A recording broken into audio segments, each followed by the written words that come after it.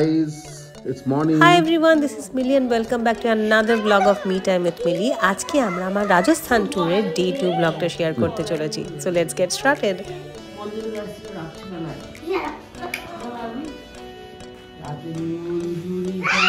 প্রথমেই বলে রাখি এই ভিডিওটা কিন্তু 8th মার্চ 2024 এর। আমরা সকালবেলা ব্রেকফাস্ট করি বেরিয়ে পড়েছি। ইন রাজস্থান আমরা যাচ্ছি এখন অ্যাম্বের ফোর্ট। অ্যাম্বের ফোর্টের পরে আমরা কোথায় যাব? নাহারগড় ফোর্ট আর এলিফ্যান্ট ভিলেজ থেকে ফিরে এসে আমাদের প্ল্যান হচ্ছে হাওয়া মহলে আসা, কিন্তু কতটা করতে পারবো জানি না। Amber fort for sure, Amber fort Nahargarh fort সেইটুকু করে তোমাকে। তো আমরা একটা গাইড হায়ার করেছিলাম যে কিনা আমাদেরকে সমস্ত ইনফরমেশন দিতে নিয়ে যাচ্ছিল। চলে এসেছি আমরা অ্যাম্বের ফোর্টে। অ্যাম্বের বা আমের দুটো বলেই এই অ্যাম্বের ফোর্টকে চেনা হয়। দারুণ জায়গা, হিস্ট্রির এত কাছাকাছি যে আসা যায় এবং এত কাছ থেকে যে হিস্ট্রি দেখতে পাওয়া যায় সেটা সত্যি এখানে না এলে বিশেষ হবে না।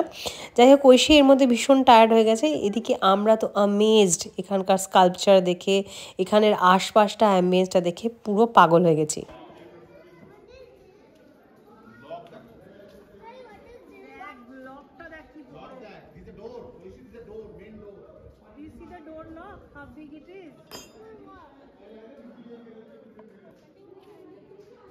বিশাল বড় দানবাকার একটা দরজার ভেতর দিয়ে ঢুকে পড়লাম আমরা এই আম্বের ফোর্টের ফার্স্ট চেক পয়েন্টে, যেটাকে বলা হয় দিওয়ানে আম। দিওয়ানে আম এই যে জায়গাটা, সেটা মেনলি স্যান্ডস্টোন আর মার্বেল পাথর দিয়ে বানানো। এই স্যান্ডস্টোনের যে লাল লাল যে স্টোনগুলো দেখতে পাচ্ছ, সেখানে প্রত্যেকটাতে একটা হাতির মুখ করা হয়েছে এবং তারপরে একটা লোটাস দেওয়া আছে। আর এই যে চারদিকে পাহাড়ে ঘেরা জিনিসগুলো দেখতে পাচ্ছ ইয়েলো কালারের, এগুলো বেসিক্যালি এক একটা গেট। এগুলো চারদিকে চারটে গেট আছে, সান গেট, মুন গেট, আর একটা বোধহয় সানপোল মুনপোল, যদি খুব ভুল না করে থাকি, ভুলও হতে পারে, but sun get moon get তো ফর শিওর। এই দিওয়ানে আমের পরে যে জায়গাটা এখন দেখাচ্ছি সেটাকে বলা হয় গণেশ পোলের পরে সামনের দিকেই একটু এগিয়ে গেলে, সামনের দিকে গিয়ে বাঁ দিকে গেলে দেখতে পাওয়া গেল একটা বাগান মতন, জলের মধ্যে বাগান, যেখানে স্যাফরন চাষ করার চেষ্টা হয়েছিল, যেটা ফাইনালি সাকসেসফুল হয়নি। পরে ওটা এরকম বাগানের মতোই হয়ে গেছে। এই জায়গায় প্রচুর মুভি শুটিং হয়েছে আর অ্যামেজিং কিছু জিনিস দেখলাম এখানে। দেখো, this green colour is from green leaves, this is from turmeric. And এই সামনের পেন্টিংটা লক্ষ্য করো, কোনো গ্লো তোমরা দেখতে পেলে না, তাই তো? দেখো ঘুরে গেলে এটা কীরকম দেখতে লাগছে, দেখো পুরো গোল্ডেন উজ্জ্বল। এটা কিন্তু রিয়েল গোল্ড দিয়ে বানানো। এরপরে যে জায়গাটা যাচ্ছি সেটা হচ্ছে এই আমের ফোর্টের ভীষণ ইন্টারেস্টিং জায়গা। এই জায়গাটাকে বলা হয় দিওয়ানে খাস। এই দিওয়ানে খাস যে জায়গাটা, তার ভেতরে যদি ঢোকো সেখানে প্রচুর হাজার মিরর আছে, ওকে। এবং সেই মিররগুলো কিন্তু সবই ইম্পোর্টেড, বেলজিয়াম থেকে আনা মিরর, এবং নানান রকম ডিফারেন্ট কাটিংসের স্টোন, সেমি প্রেশার স্টোন দিয়ে সেগুলো মার্বেলের সাথে পেস্টিং করে বানানো হয়েছে। এখানে বেসিক্যালি রাজাদের মনোরঞ্জনের জন্য, নাচ গানের জন্য ইত্যাদির জন্য ব্যবস্থা করা হয়েছিল। এবং এখনও এই স্টোনসগুলো একেবারে অক্ষত আছে। বিশ্বাস করো, দেখলে বুঝতে পারবে না যে এগুলো এত বছর পুরনো। It is very well maintain. আমরা তো চারিদিকে দেখেই অবাক। এরপরে আমরা যাব রানীর কক্ষে, যেখানে রানীরা থাকতো।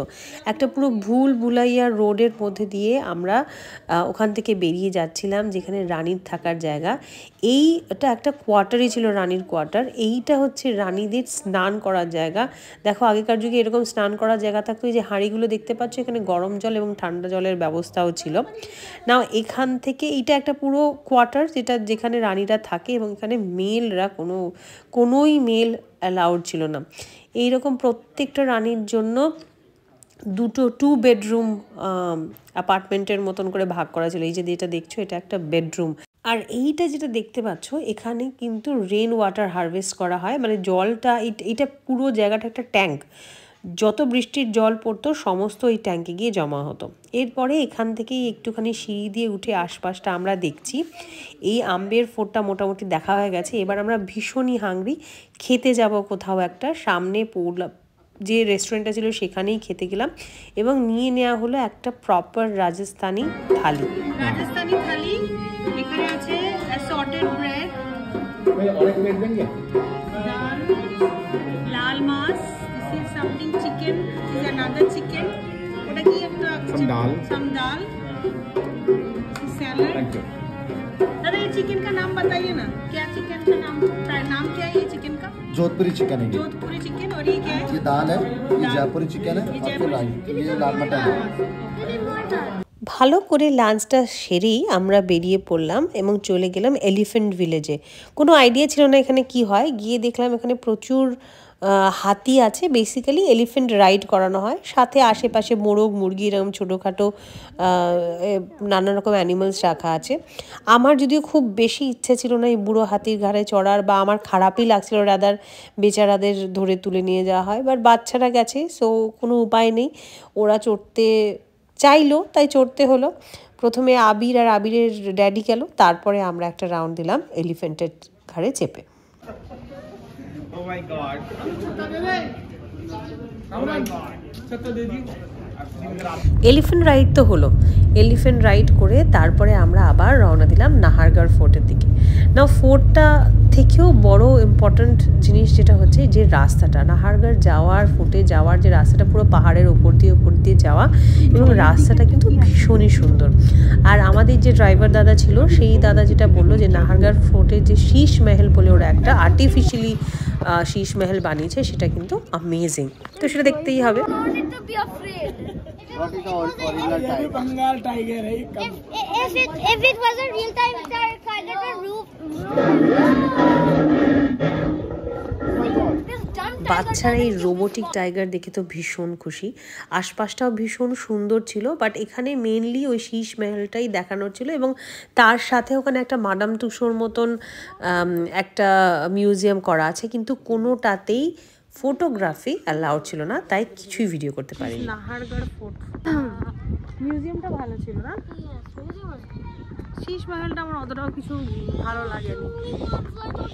25 আমি ভেবেছি হয়তো ট্রান্সপারেন্ট কাচের উপর দিয়ে উঠতে। হ্যাঁ, আচ্ছা, তবে এটা তোমাদেরকে বলে রাখি, নাহারগড় ফোর্টে সেরকম কোনো অ্যাট্রাকশন নেই, তো তোমরা চাইলে যদি রাজস্থান আসো এটাকে স্কিপ করতে পারো। অবশ্যই ওদের ছাদটায় গিয়ে দেখবে, ছাদটা থেকে কিন্তু পুরো শহরটা বেশ সুন্দর দেখতে পাওয়া যায়।